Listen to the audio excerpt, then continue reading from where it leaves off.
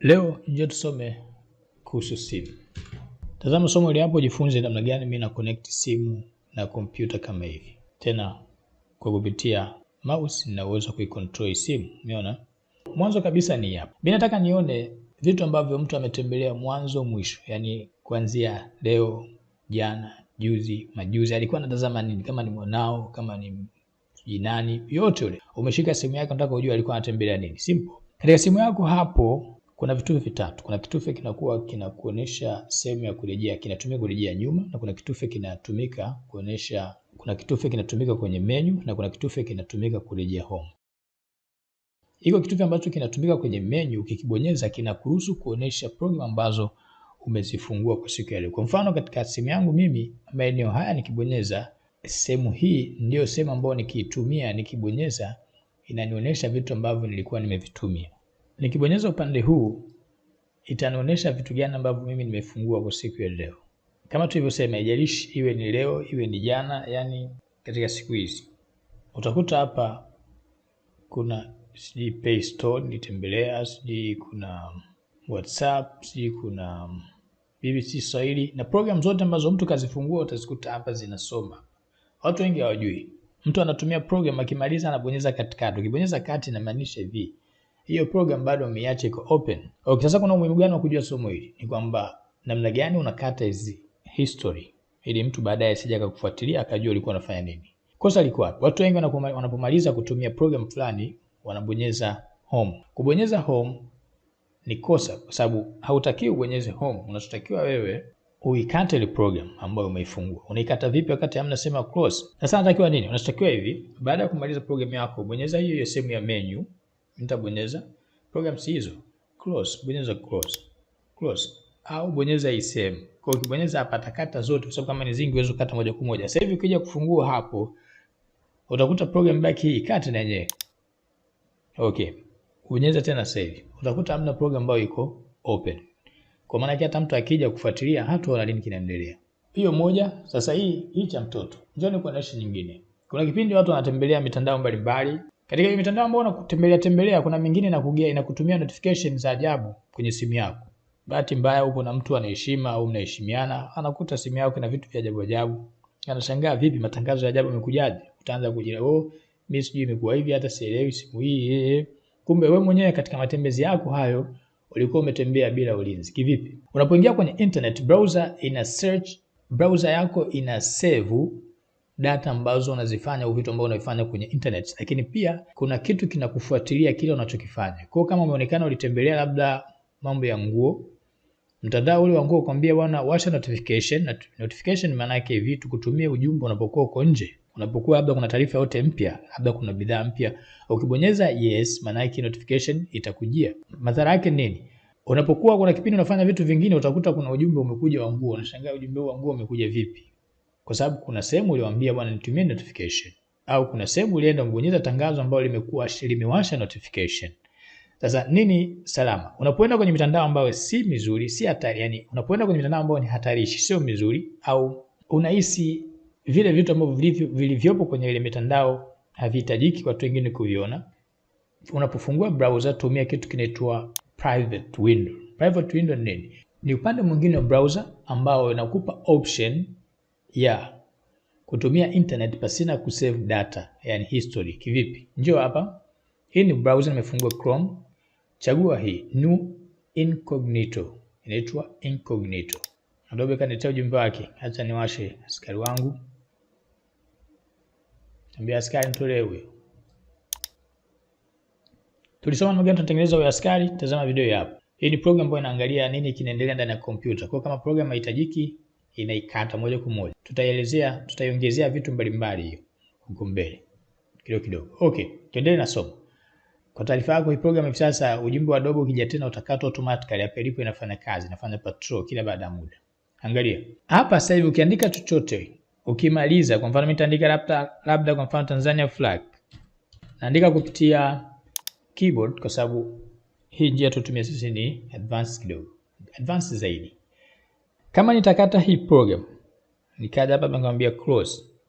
Nikifungua browser ile search haitaonekana. Inapata kama nikija katika sehemu ya search, ingia kwenye search, kwenye history. Hapa pia mtu anaona kitu ambacho umetembelea kwenye internet. Hautaona ile Tanzania flag. Umeona mwisho, search ya mwisho ilikuwa nini? Internet speed test.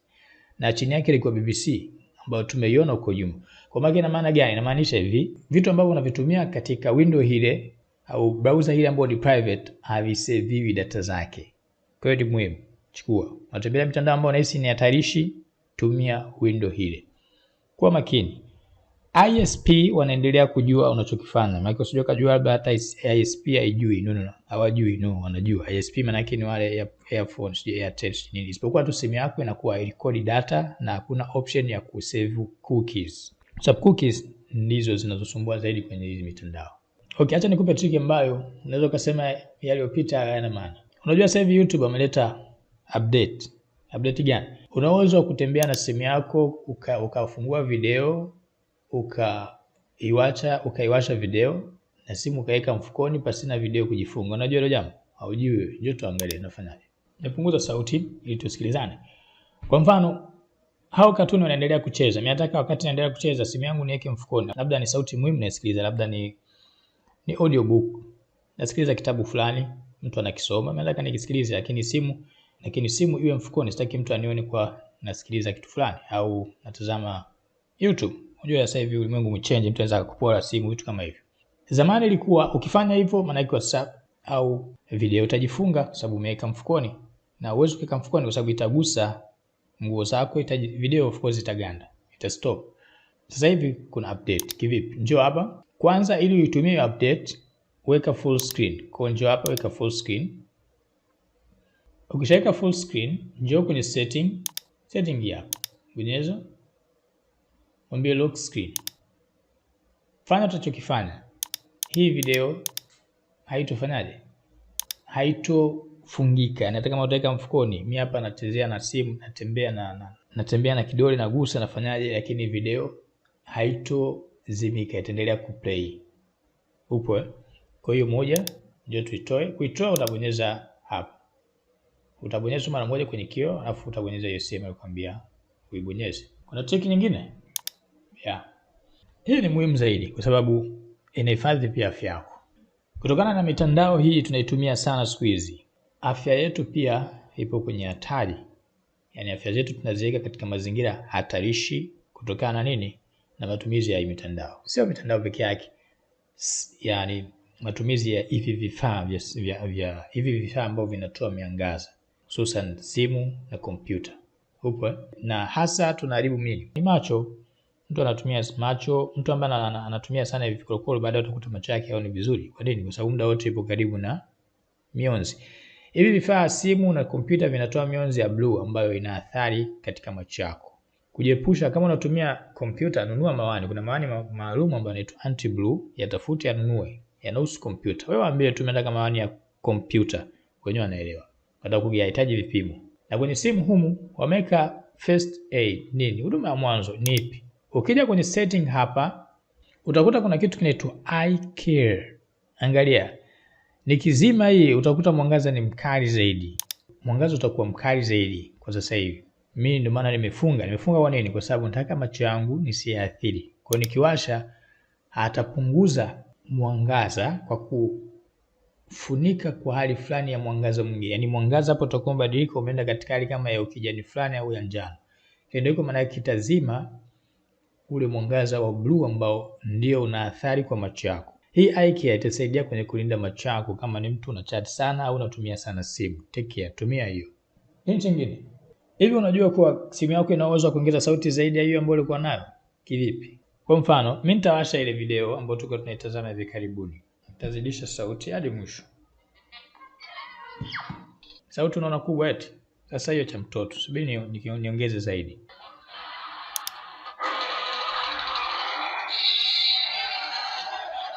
Unasemaje hapo?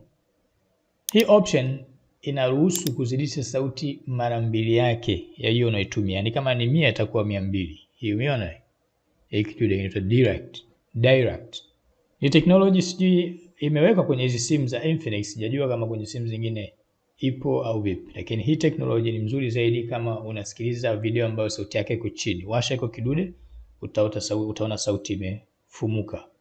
tafuta kwenye simu yako hiyo kiko kifaa kinaitwaje, au technology inaitwaje. Ukiwasha hiyo inaongeza sauti zaidi ya hiyo ambayo unaitumia. Tumalize na hii ya mwisho ambayo ndo baba lao. Yaani hizo zote zilizopita sahau. Njoo tuangalie hii ya mwisho. Nataka nizuie baadhi ya application kutumia internet. Baadhi ziendelee kutumia. Kwa mfano kama tutatazama vizuri, utakuta hapa kuna wifi, kwa maana yake simu yangu ina internet. Ina maana hivi, tumeona YouTube ikicheza pale. Mimi nataka nizuie labda WhatsApp isifanye kazi, au YouTube au program yote isifanye kazi, tumie internet, program zingine situmie. Inawezekana? Yeah. Njoo hapa tutatumia program inaitwa internet blocker. Hii hapa inaitwa internet application block. Iwashe.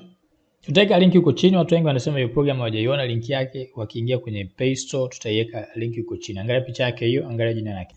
Internet app blocker. Ikifunguka mwambie firewall rules. Chagua programu ambayo unahitaji. Utaiwashia. Mfano hapa nikifanya hivi maana yake nimeizimia, inatumia internet. Nikiwasha maana yake hairuhusiwi kutumia internet. Kwa hapa maana yake hivi, WhatsApp sasa hivi imezuia kutumia internet. Na program ambazo sitaki zitumia internet nitaziwashia pia vile vile. Hebu njoo tuangalie WhatsApp tuifungue. Hili ni group, nitatuma ujumbe. Hello. Be okay? Message imeenda. Tusubiri labda itaenda baadaye. Imeenda? Haijaenda. Kwa nini? Kwa sababu hadi kuna mlinzi umeona. Ile program ukiwasha itakuletea kidude hiki. Inamaanisha hivi, kwa sasa hivi internet kwa WhatsApp imefungwa. Acha tufungue YouTube, inafanya kazi.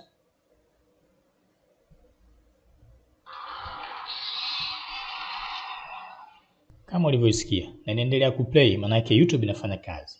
Hii ni NK. Tunalenga wewe uwe more than a professional.